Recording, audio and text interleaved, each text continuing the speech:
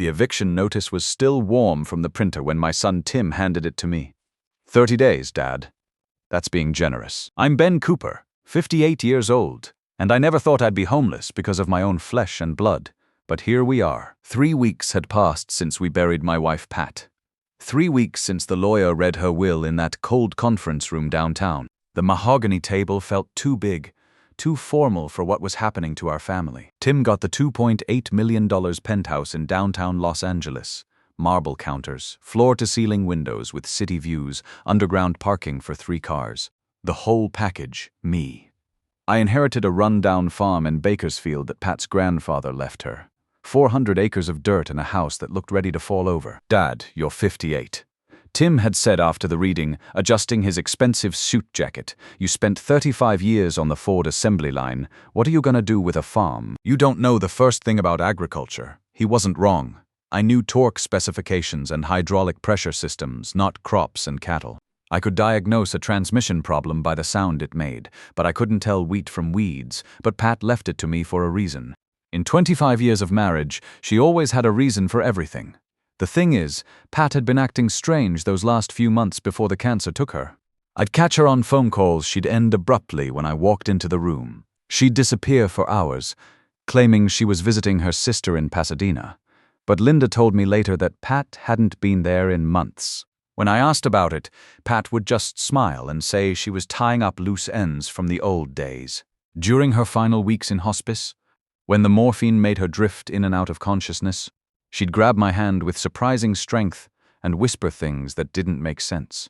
The farm, Ben. Promise me you'll go to the farm. Don't let Tim talk you out of it. Her eyes would focus on mine with an intensity that cut through the medication. There's more there than you know. I'd promised, of course. You don't argue with a dying woman, especially when that woman spent 20 years building a geological consulting business from nothing. Now Tim was standing in the doorway of what used to be our family home, his wife Linda behind him with her arms crossed. They'd already started moving their stuff in. The living room where Pat and I watched Sunday football for 20 years was full of Linda's antique furniture pieces that cost more than I made in 6 months at the plant. Our old leather recliner, the one with the worn spot where Pat would curl up with her mystery novels, was gone. So was the coffee table we'd bought at a garage sale when we were newlyweds and broke. This is ridiculous, I said, looking at the legal papers. The language was all formal and threatening, but the message was simple. Get out. This house has been in our family for 15 years. We paid it off 2 years ago. Was in our family, Tim corrected, his voice taking on that patronizing tone he'd perfected since marrying Linda. Mom left me the penthouse and all the LA properties in the will.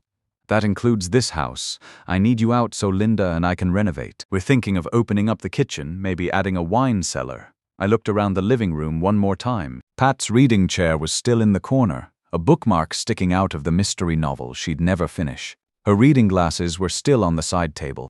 Her coffee mug was still in the kitchen sink. The one with the faded world's best geologist inscription I'd given her for her 40th birthday. I'd been putting off washing it because it felt too final, like erasing the last proof she'd been here. Fine, I said, rotating my wedding ring, a habit I'd picked up since Pat died.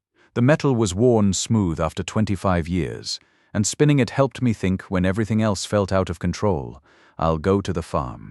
Tim's expression softened for just a second, and I caught a glimpse of the boy who used to help me change the oil in my pickup truck every Saturday morning. But it was gone as quickly as it appeared.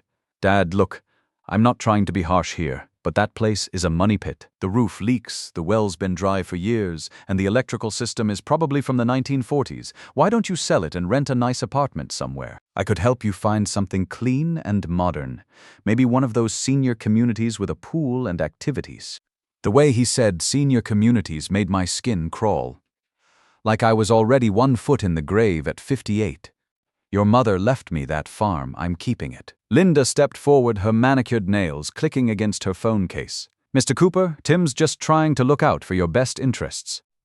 That property is assessed at only $120,000 according to the county records. You could probably get $150,000 if you found the right buyer. That's enough for a down payment on a decent condo in a nice area. The way she said Mr. Cooper instead of Dad told me everything I needed to know about where I stood in their world. I'd never been good enough for their crowd, the country club set with their charity galas and wine tastings. I'm going to the farm, I repeated, my voice steadier than I felt. Tim shook his head, the same way he used to when I'd suggest we fix something ourselves instead of hiring someone. "You're being stubborn, Dad. That place doesn't even have reliable electricity. The well's been dry for years. You'll be living like it's 1950. I lived through worse. I had too. Growing up in Detroit in the 70s, my family didn't have much. My father worked the line at River Rouge before the layoffs, and we learned to make do with whatever we had. That was different. You were young then." Tim's voice had that edge it got when he thought he was being reasonable and everyone else was being stupid. "You're almost 60 now. What happens when you get sick? What happens when something breaks and you can't fix it? There's nobody out there, Dad. No neighbors for miles." I packed my pickup truck with clothes, my toolbox, and the photo of Pat from our wedding day. The picture was taken outside the courthouse in downtown LA, both of us grinning like we'd won the lottery. Pat was wearing a yellow dress she'd borrowed from her roommate, and I was in my only suit, the same one I'd worn to job interviews. We looked so young, so sure that everything would work out if we just loved each other hard enough. Everything else? The furniture, the TV, 30 years of accumulated life I left behind. Tim and Linda could deal with it. They'd probably throw most of it away anyway. Nothing we owned was expensive enough for their taste. The drive to Bakersfield took 2 hours through increasingly empty landscape. I'd forgotten how different Central California was from LA. Out here, the horizon stretched forever, broken only by oil derricks and irrigation equipment. The land looked harsh and unforgiving. Nothing like the manicured suburbs I was leaving behind. The farm was 20 minutes outside town on a county road that the state had apparently forgotten about. Potholes deep enough to swallow a tire, and tumbleweeds caught in the fence lines. I'd only been there once, right after Pat inherited it 5 years ago. Back then, she'd walked around with a geological survey map, measuring distances and taking notes in a composition book she carried everywhere. I remember asking what she was looking for, and she'd pointed at the map with her pencil. Grandpa used to talk about this place, said there was more here than met the eye. She'd knelt down and grabbed a handful of soil, letting it run through her fingers. He was right about a lot of things. That was vintage Pat, always seeing potential where other people saw problems. She'd built her consulting business the same way, taking on projects other geologists thought were too risky or too small to bother with. Most of the time, she proved them wrong. The farmhouse looked exactly like I remembered, white paint peeling in long strips, front porch sagging on the left side where the foundation had settled, shutters hanging at odd angles like broken wings. The barn was worse, leaning so far to the left I was surprised a strong wind hadn't knocked it over. 400 acres of brown grass stretched in every direction, broken up by a few scrub oaks and fence posts that tilted at random angles. Tim was right. It looked worthless. I parked next to the front porch and sat in the truck for a long minute, rotating my ring and looking at the house. The silence was complete. No traffic, no neighbors mowing lawns, no sirens in the distance. Just wind through dry grass and the occasional creak from the barn. A part of me wanted to turn around and drive back to LA. Maybe Linda was right. Maybe I should sell this place and find a small apartment somewhere. I had my pension from Ford, and if I was careful I could make it work. I could get one of those places with a community center where old guys played cards and complained about their grown children. But Pat had left this to me. And in 25 years of marriage, Pat had never made a decision without thinking it through from every angle. She was the most methodical person I'd ever known, the type who researched a purchase for months before buying a toaster. If she wanted me to have this farm, there was a reason. I grabbed my toolbox and the spare key Pat had given me years ago. The front door stuck, warped from years of heat and moisture, but a little shoulder pressure got it open.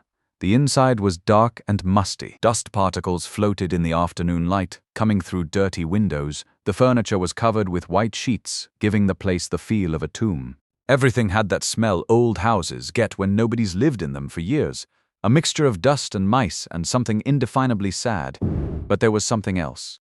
In the back bedroom, I found equipment I recognized from Pat's consulting days. Geological hammers with worn handles, soil sample containers still labeled with masking tape, and a metal detector that looked like it had seen recent use.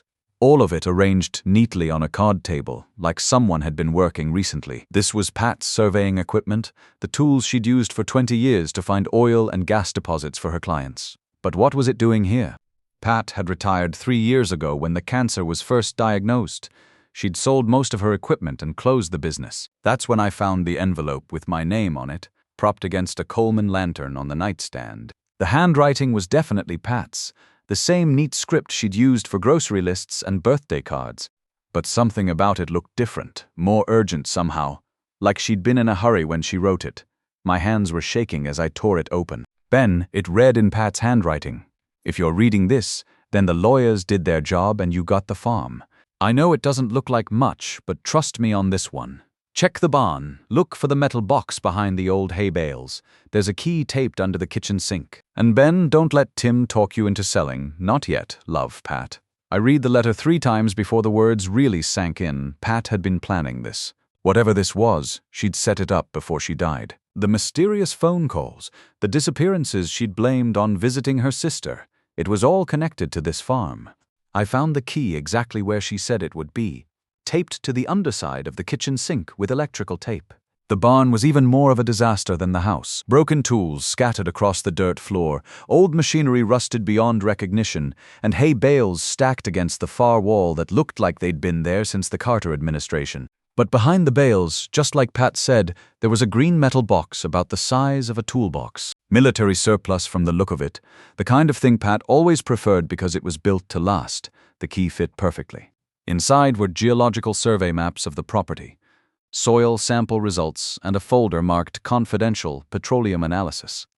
My hands started shaking as I read through the documents. The technical language was mostly over my head, but the bottom line was clear enough. According to these reports, there was an oil deposit under the property, a big one, estimated value $12 million in recoverable reserves. The surveys were thorough. 3 different companies had done independent assessments over the past 18 months. Pat had been systematic about it, the same way she approached everything. Cross-references, verification studies, soil samples taken from a dozen different locations across the property. This wasn't some wild guess or wishful thinking. This was professional-grade geological work.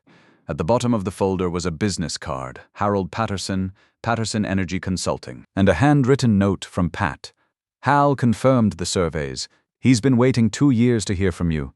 Trust him like you trusted me." I sat on a hay bale in that dusty barn, holding the reports and trying to process what I was looking at.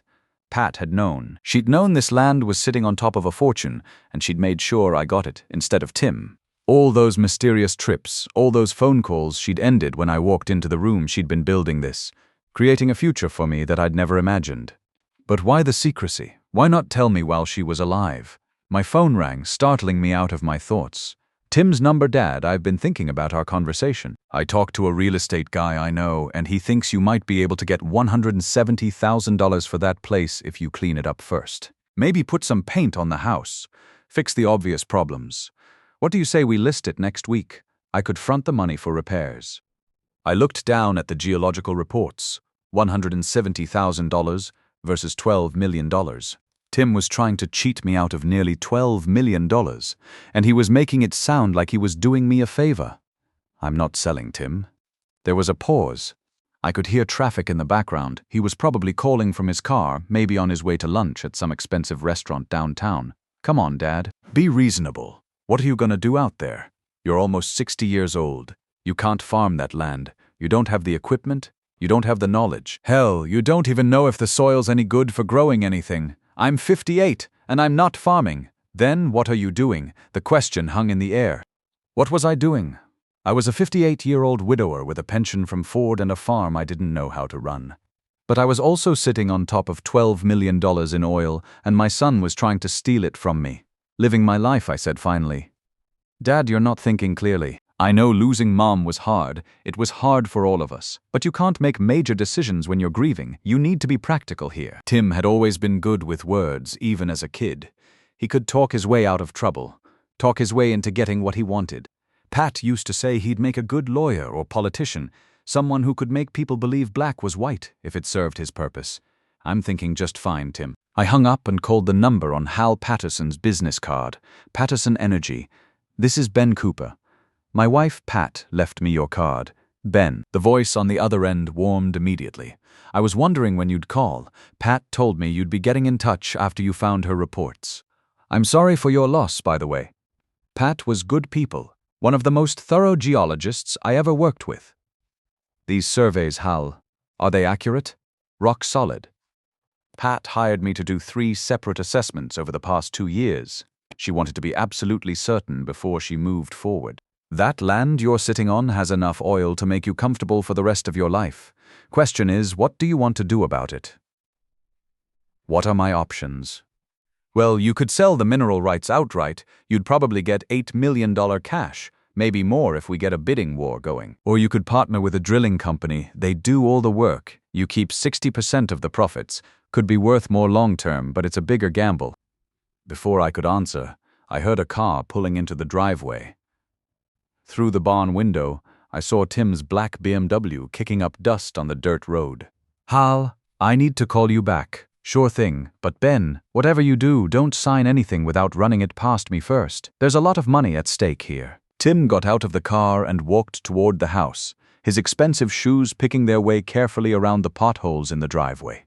He was looking around like he was appraising the place, probably calculating square footage and lot value. He tried the front door, found it unlocked, and went inside without knocking, like he owned the place. I waited in the barn, holding Pat's geological reports and listening to Tim bang around in the house. Cabinet doors slamming, footsteps heavy on the old wooden floors. After 10 minutes, he came outside and headed straight for the barn. Dad, you in here? I walked out from behind the hay bales, the folder still in my hand. What are you doing here, Tim? I drove out to check on you. He looked around the barn, taking in the broken equipment and general decay with obvious disgust. Jesus, Dad. This place is worse than I remembered.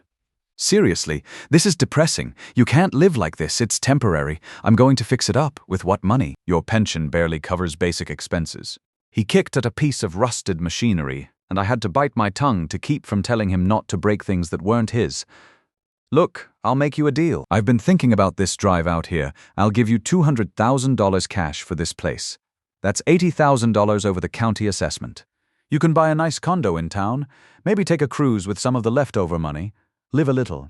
I rotated my wedding ring and watched my son try to cheat me out of $8 million. The folder in my hand felt heavy, full of proof that he was either incredibly unlucky in his timing, or he knew more than he was letting on. Why the sudden generosity, Tim? I'm not being generous. I'm being practical. He was using his business voice now, the tone he probably used with clients he thought were stupid. Linda thinks this property might have development potential. We could subdivide it, build some houses, but we need to move fast before zoning laws change or property values shift. Development potential, right? More likely Linda had done some research and found hints of what Pat had discovered. Or maybe Tim had been going through Pat's papers while I was at the hospital during her final days. I'm not selling. Tim's face hardened, and for a second I saw something I'd never seen before. Not disappointment or frustration, but calculation. Like he was weighing his options and deciding how much pressure to apply. Dad, I'm trying to help you here. But if you're not willing to be reasonable, I might have to consider other options. Like what? Like having you declared incompetent. The words came out flat, matter of fact. You're almost 60. You're living alone in a house with no electricity or running water. You're making irrational decisions about money. A judge might decide you need supervised care for your own protection. The threat hung in the air between us. My own son was threatening to have me committed so he could steal my land. The boy I'd taught to ride a bicycle, the teenager I'd stayed up with when he had the flu, the young man I'd helped through college, he was looking at me like I was an obstacle to be removed. You'd do that? I'd do what's best for your safety and well-being. But his eyes were cold, and I knew he was thinking about $12 million, not my well-being. I looked at Tim and tried to find some trace of the little boy who used to help me change the oil in my pickup truck every Saturday morning. The kid who came running to me when he skinned his knee or had a bad dream. But all I saw was a man in an expensive suit who viewed his father as a problem to be solved. Get off my property, Dad, now. Tim stared at me for a long moment, probably trying to decide if intimidation was worth the effort. Finally, he turned and walked back to his BMW. He rolled down the window as he was backing up. Think about what I said, Dad. $200,000 is a good offer, but it won't be on the table forever. And neither will your freedom to make your own decisions. After he left, I called Hal Patterson back. Hal, I need to ask you something. Did Pat ever mention my son Tim? There was a pause. She did. Said she was worried he'd try to pressure you into selling if he found out about the oil. That's why she kept the whole thing secret, even from you. He just offered me $200,000 for land worth $12 million. That's quite a coincidence. Hal's voice was grim. Ben, your wife was worried about this exact scenario. She left some instructions with a lawyer in town. Nancy Sinclair. Pat said if Tim gave you any trouble, you should call her immediately. I found Nancy Sinclair's card in the metal box, along with a sealed envelope marked open, only if Tim threatens legal action. 2 days later, Tim made good on his threat.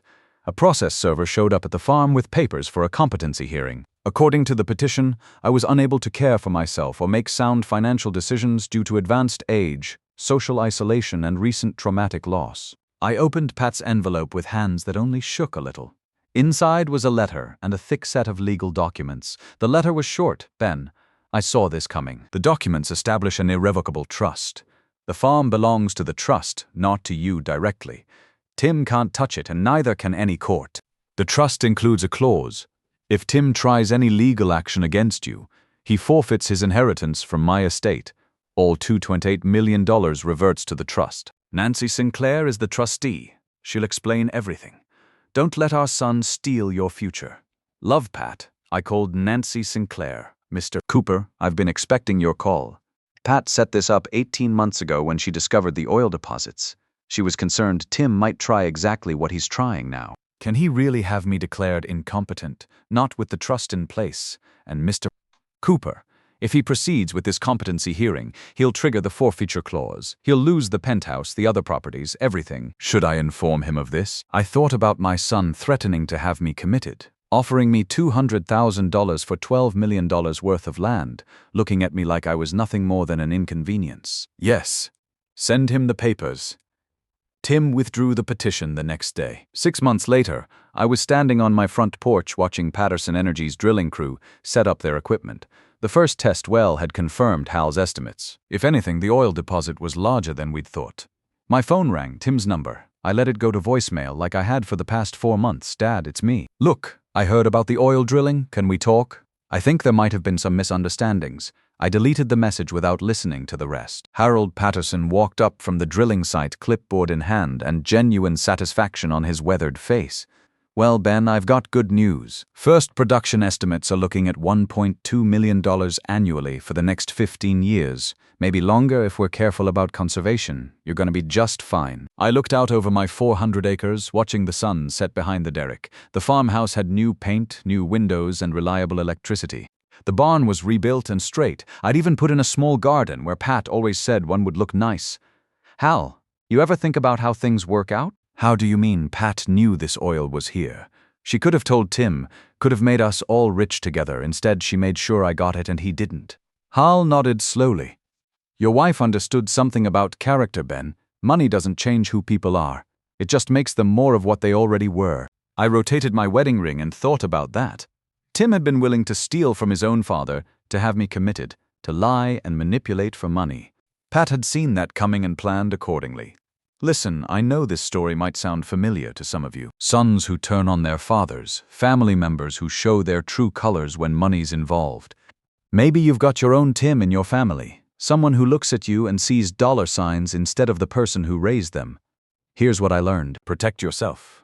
Don't assume blood means loyalty. And remember that sometimes the people who really love you are the ones who plan for the worst while hoping for the best. If you've got someone like Pat in your life, or if you had someone like that who's gone now, honor what they built for you. Don't let the Tims of the world take what isn't theirs to take.